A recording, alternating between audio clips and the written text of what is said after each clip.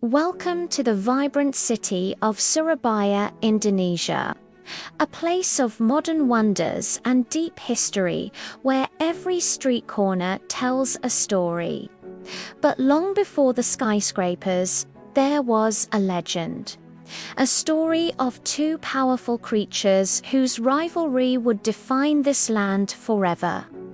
In the deep blue waters of the ocean lived Sura, a massive and powerful great white shark, the undisputed king of the sea.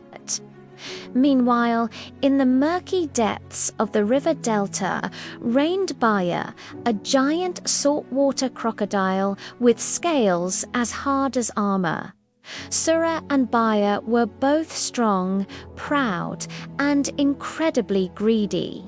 They constantly fought over territory and food, never willing to share the bounty. One afternoon, at the mouth of the river where the fresh water meets the salty sea, they both spotted the same prize. But neither would back down. Sura lunged from the waves, and Baya charged from the banks. The water turned into a chaotic whirlpool of violence. They fought for hours under the scorching sun. Their roars and splashes echoed through the jungle, but neither could gain the upper hand.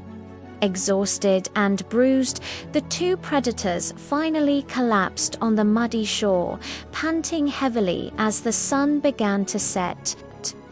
Sura spoke first.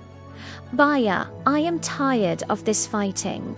We are both kings, but this constant war is draining our strength." Baya agreed, his golden eyes narrowing. "I feel the same, Sura, but how do we decide who owns what?" "This land is rich." Sura proposed a treaty. "Let us divide the world. I will rule the sea and everything in it. You will rule the land and the rivers. The beach shall be our border," Sura continued. "I will not enter your rivers, and you will not hunt in my ocean." Baya nodded solemnly. "It is a fair deal, Sura. From this day forward, there shall be peace between us." For a long time, the peace held. Sura feasted on the abundance of the sea, and Baya ruled the riverbanks with an iron grip. The seasons changed, and the people of the coast watched as the two giants kept to their own domains, avoiding each other entirely. But Sura was a wanderer by nature. As the fish in the sea became scarce during a particularly harsh season, his hunger grew unbearable. He looked toward the river mouth, where the water was teeming with life. He remembered the delicious taste of the land animals. One night, during an exceptionally high tide, Sura saw his chance. He quietly slipped past the sandbar and into the fresh water.